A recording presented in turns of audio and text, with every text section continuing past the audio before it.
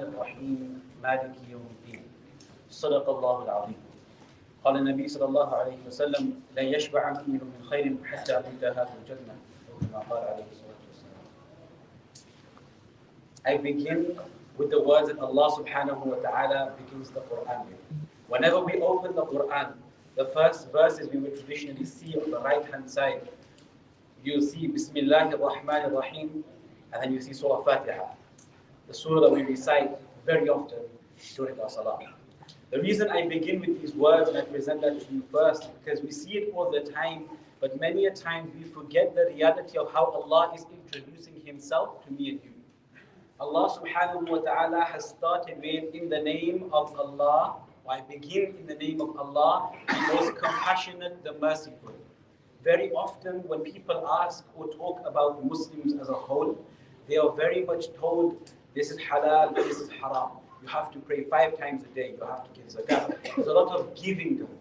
But people forget the essence of what Islam is about. Yes, we're submitting to Allah, but because we're submitting to a very merciful, a compassionate, a forgiving Allah, the being that has created us. Allah subhanahu wa ta'ala has sustained us. Allah subhanahu wa ta'ala who allows us as human beings to be formed inside the body of another human.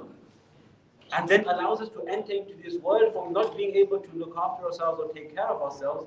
Allah subhanahu wa ta'ala allows us to grow, walk, talk, and have the power, the abilities, the strength, the thoughts, the intellect that we have today. But many a times we forget about the mercy of Allah subhanahu wa ta'ala, the compassion of Allah subhanahu wa ta'ala. But why do I mention that verse?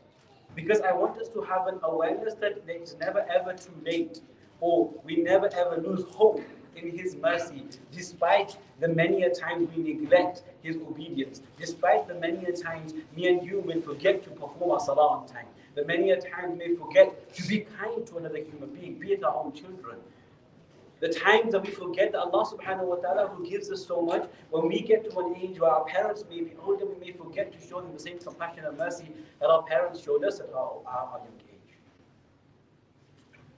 The other reason I mention it is because many of us lack a very important quality that Rasulullah sallallahu alaihi wasallam said a believer needs to have.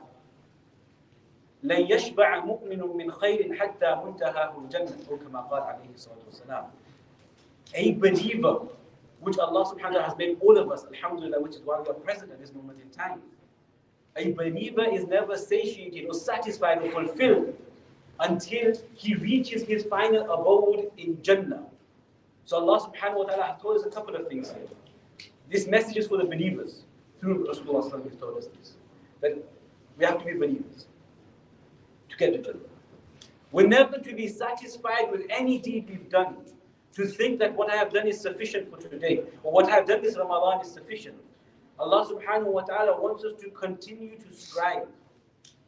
Because our final abode, not our resting place, which the world is for us, not our stopover, which the world is for us, but our final destination is Jannah.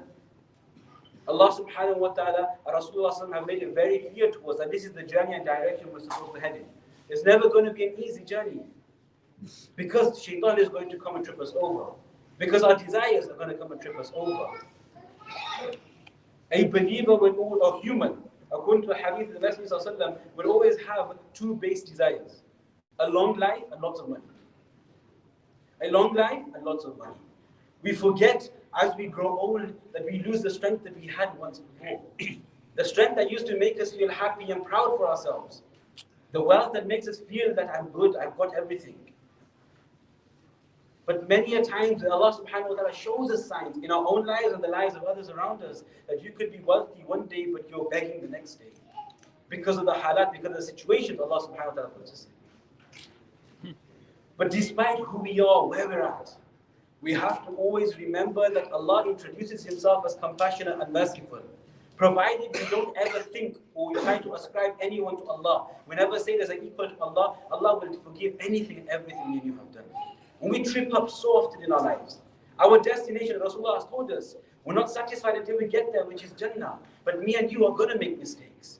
We're going to forget to pray Fajr. We're going to miss it by sleeping. As soon as it happens, istighfar, wudu, salah, done. There's going to be times that our eyes will be misused, our tongue will be misused, our hands will be misused. When you go towards the wrong direction, there will be times we'll think that I'm special because of what I have. And I say this with true humility when I say this to yourselves, but I'm not pointing any fingers. We have nice cars, we have lots of money. It doesn't make us special. I could have the latest phone, it doesn't make us special. The reality, me and you, is, for all of us, is sometimes someone will have a car on hire or rent and act like it's theirs. But the reality is, we're thinking we're special, we're flexing on people, we think we're really amazing. But it's not ours. Allah gave us a moment to enjoy this temporary drop in the ocean of pleasure. Allah allowed us to do it. The wealth we have, Allah gave it to us. You'll hear, inshallah, our beloved Imam to the month of Ramadan will remind us that what we have, give in the path of Allah, because it's not only temporary. Allah is allowing you to look after this amanat for a moment before it goes to somebody else's hands. Isn't that what all transactions are? We could go to the supermarket to buy some bread, we're giving our wealth away in lieu of something else. Allah is just using us to temporarily hold it. We shouldn't allow it to happen. But if it does, go back to that compassionate, merciful Allah who introduces himself like that in the Quran. And this is just me starting with just a few verses of the Quran. The reality is the Quran is filled with many gems like this. You'll start from the beginning and you'll learn about the history of all the different Anbiya and their people. And wallahi, whatever we have is nothing compared to what Allah gave to those other people as well. And it must become a realization. We open the Quran, we read it, we recognize that the merciful Allah that's giving us everything, He showed the outcome of what the wealthy, the strong, the people who follow their desires, what their outcomes were. Allah told us in the Quran. Now, if we want to learn from it, we learn from those gems, from that merciful Allah who's given us so much opportunity to continue to return to Him.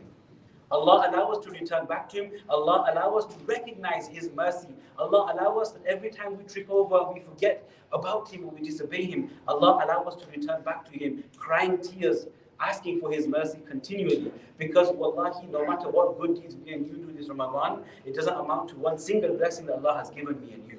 And we're only going to be able to be successful through His mercy. So plead to Allah, these nights that we have, the days we have of fasting, plead to Allah. Allah will accept our du'as. Allah allow us all to remember Him and return back to Him. أقول قولي هذا أستغفر الله لي ولكم ولسائر المسلمين فاستغفروه إنه هو الغفور الرحيم.